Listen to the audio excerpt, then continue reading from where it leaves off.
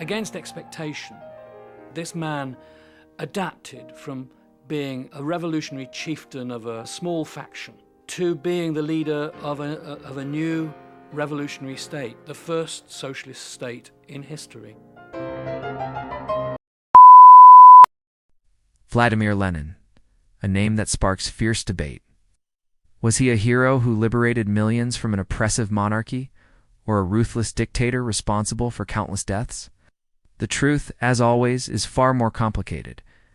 Today, we're going to unravel the story of one of history's most influential and controversial figures. Let's start with the dark side of his legacy. Why do so many view Lenin as a monster? It really comes down to three things: political repression, the brutal civil war, and disastrous economic policies. After the Bolsheviks seized power in 1917, Lenin didn't mess around. He established mechanisms of state violence, most notably the Cheka.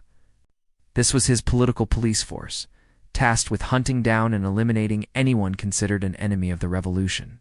This kicked off the Red Terror, a period from 1918 to 1922 during which thousands upon thousands of people were arrested, imprisoned, or executed without trial. It was a time of intense fear and paranoia. Then there was the Russian Civil War, which raged from 1918 to 1921. It was a bloody conflict between Lenin's Bolsheviks, known as the Reds, and a loose coalition of anti-Bolshevik forces called the Whites. This war was catastrophic. It's estimated that between 6 and 10 million people died, not just from combat, but from the starvation and disease that swept across the war-torn country. While you can't blame every single death on Lenin personally, his policies and unwavering drive to win at any cost created the conditions for this immense suffering. His economic policies were also a major source of misery. A policy known as war communism was implemented during the Civil War. It involved the government seizing food from peasants, nationalizing all industry, and forcing people into labor. The idea was to supply the Red Army and feed the cities, but the result was widespread famine and economic collapse. The famine of 1921 to 22 alone killed an estimated 5 million people. Critics point to this as proof of his radicalism and disregard for human life. For them, he is the architect of an authoritarian state built on violence. But that's only half the story. To millions of people, both then and now, Lenin is a hero. Why? First and foremost, he overthrew the Tsarist regime. The Russian Empire was a deeply oppressive, autocratic state. For centuries, the Tsars had ruled with absolute power. Society was plagued by extreme inequality. Most of the population was poor peasants with no rights. Any form of dissent was brutally crushed. Lenin led the revolution that brought this centuries-old system crashing down. For many, this act alone makes him a liberator. Beyond that, Lenin's ideas were incredibly powerful. He preached a message of equality and social justice. He argued for a world without capitalist exploitation, where workers would control the means of production and build an egalitarian society.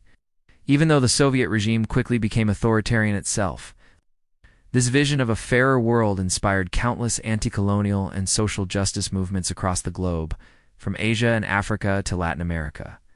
His critique of imperialism gave hope to people living under foreign domination. And under his rule, there were tangible social advances. The Bolsheviks launched massive literacy campaigns, dramatically increasing the number of people who could read and write. They expanded access to education and healthcare. They also introduced some of the most progressive women's rights in the world at the time, legalizing divorce and abortion and promoting gender equality in the workplace. These were radical changes that put Russia, in some respects, far ahead of many Western nations. So, how do we reconcile these two vastly different portraits of the same man? The disagreement exists because Lenin is a deeply ideological figure. His legacy isn't just about history. It's used to justify or condemn entire political systems. For supporters of socialism, he's a symbol of resistance against oppression and exploitation. For critics, he's the founding father of totalitarianism, the man who created the blueprint for communist terror. Let's dig a bit deeper into his key policies to understand this divide. Politically, Lenin's government was a one-party state. After taking power, he systematically banned all opposition parties and shut down any press that didn't toe the Bolshevik line. There was no room for political pluralism. His creation of the Cheka laid the groundwork for the Soviet police state. The Red Terror was the state's official policy of using mass arrests, executions, and intimidation to silence dissent during the Civil War. Economically, as we mentioned, war communism was a disaster. The forced requisition of grain from peasants was particularly devastating and a direct cause of the famines. But it's also important to note that Lenin himself seemed to recognize this.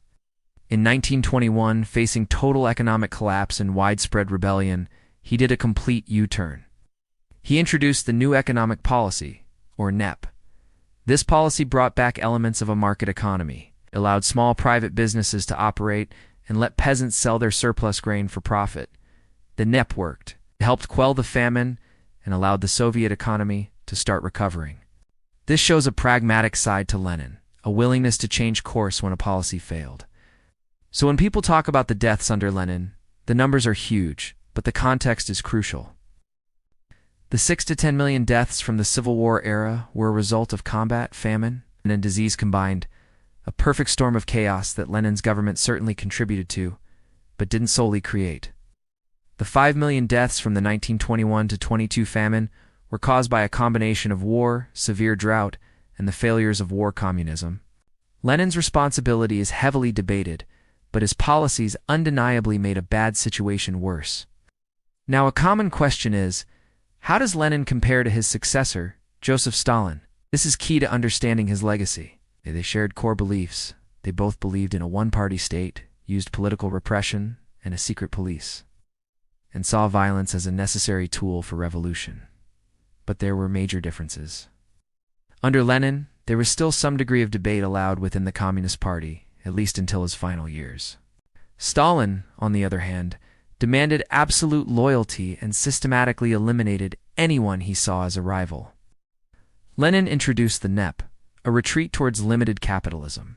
Stalin abolished it and launched a brutal campaign of forced industrialization and collectivization of agriculture. The scale of repression was also vastly different. While Lenin's Red Terror was brutal, it was dwarfed by Stalin's Great Purge, the show trials, and the massive expansion of the Gulag labor camp system. Stalin cultivated an intense cult of personality around himself that was absent under Lenin.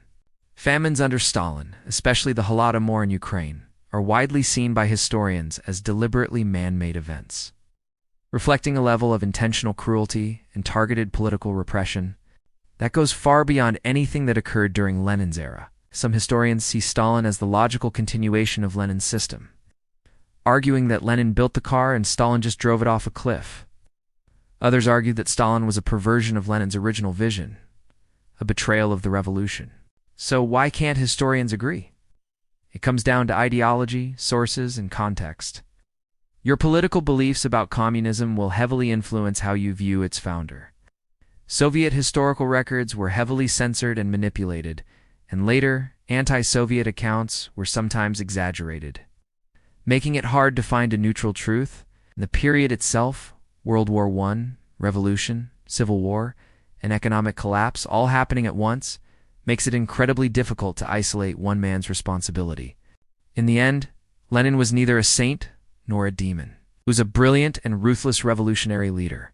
He successfully overthrew a brutal, centuries-old monarchy and introduced social reforms that were ahead of their time.